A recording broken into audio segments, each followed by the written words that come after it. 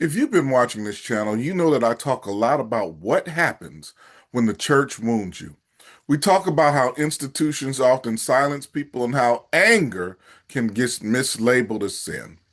But there's something I haven't talked about yet, and it might be the place where spiritual trauma can show up the most, and that's in a marriage. So I'm a licensed therapist and an ordained minister, but I also specialize in doing couples work. I've done over 50 plus marital intensives and have seen hundreds of couples. And I can tell you that when wounds happen in religious institutions, they don't stay there. Those wounds follow us home. And if no one's named that for you, that's where we're going to go for a few minutes today. Here's what I often see in my therapy room. A couple can come in fighting about something on the surface, whether it's money, parenting, communication, the usual stuff. But sometimes when we dig, something else shows up. Maybe one of them have had a faith shift. Maybe they've deconstructed. Or maybe they've just started asking questions the church couldn't answer. Maybe they've had a traumatic experience or been hurt by pastor, by clergy, or by ministry, and they're not the same person that they were before it happened. The other spouse, they're watching the person they married become someone different. The person who used to pray with them at night or in the morning doesn't pray as much. The one who used to love Sunday mornings now dreads them. Maybe they don't even want to deal with the conflict of one going to church and the other one not going to church. The person who used to have answers is now full of doubt. And that's terrifying for both people. The one who shifted feels misunderstood. They're processing something massive, yet the person closest to them doesn't get it, or they might even see it as a threat. The one who didn't shift feels abandoned. They didn't sign up for this. The faith they shared was the foundation of the relationship, the faith they shared together. And now it feels like that one person might be pulling that foundation from under them. Here's the thing, neither person is wrong, and both are actually grieving, but they're grieving different things. And that mismatch, if it's not named and not understood, can turn into resentment. In my experience, church hurt creates three fights in a marriage that most couples don't recognize. The first is the Sunday morning fight.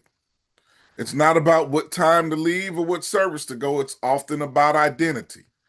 Because church was something that the both of you did together, and it was part of who you were as a couple. When one person stops going, or stops wanting to go or wants to go to a different place, the other person just doesn't lose just a Sunday routine. They lose a piece of the relationship, which is the identity. And that loss can get expressed as frustration, as guilt tripping, or silence, but underneath it is grief. The second, the parenting fight. What do we teach the kids? Do we still take them to church? Do we take them around those folks that I don't normally feel comfortable with anymore? What if I don't believe what's being taught anymore? This one can escalate because it's not just about theology, it's also about legacy. What kind of family are we? What are we teaching our children? And when two parents are in different places spiritually, every decision about children can become a proxy war for the real issue. The third is the intimacy fight. And I'm not just talking about physical intimacy, I mean spiritual and emotional intimacy. Couples who used to pray together, study together, serve together, do ministry together, that was the connection point. And when one person can't participate in that anymore, the couple will lose a language that they used to share. And nobody teaches us how to build a new language when the old one no longer works. These three fights look different on the surface, but they're all the same fight underneath. It's a dignity fight, one person's spiritual journey being treated as a threat to the other person's security. And until that is named, the cycle just keeps spinning and spinning and spinning and spinning. Here's what most couples get wrong about this. They think the problem is the faith difference. They think if the other person would just come back to the church or just accept that the other one is not going to come back, that everything would be fine. The faith difference isn't the problem, though, it's the symptom. The problem is that the couple has lost the ability to hold space for each other, to be vulnerable with each other, to hear and understand each other. The person who shifted needs to feel safe enough to say, I'm hurting, and I don't know if I can go there anymore, or I'm not sure if I believe this anymore, without their spouse panicking.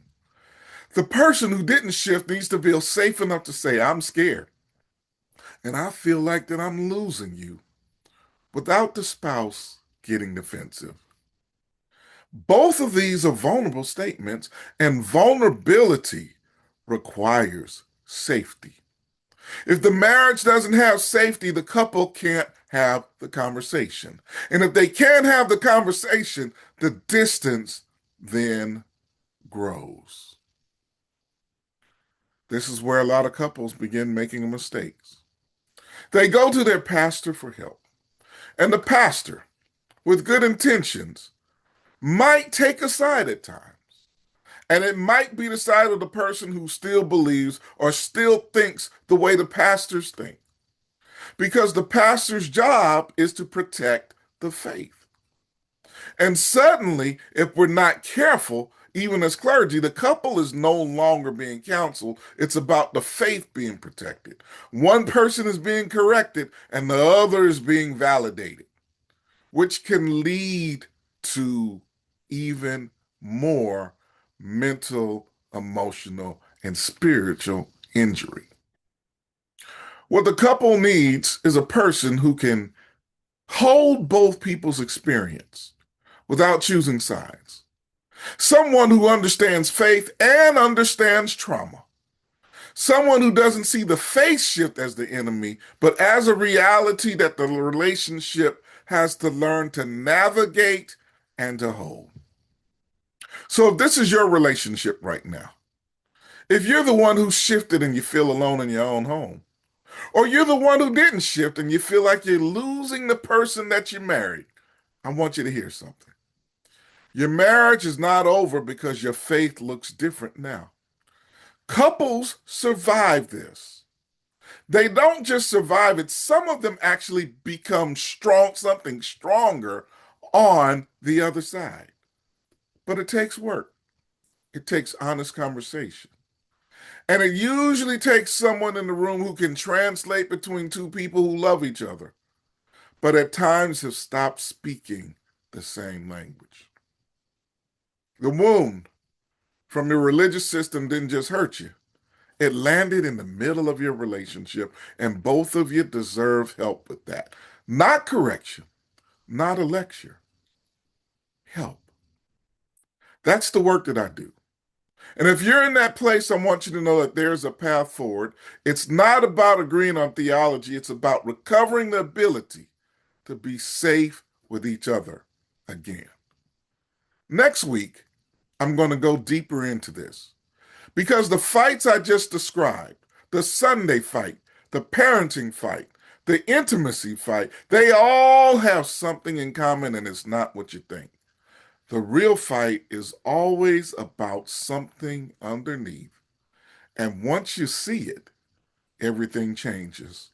Subscribe so you don't miss. Take care.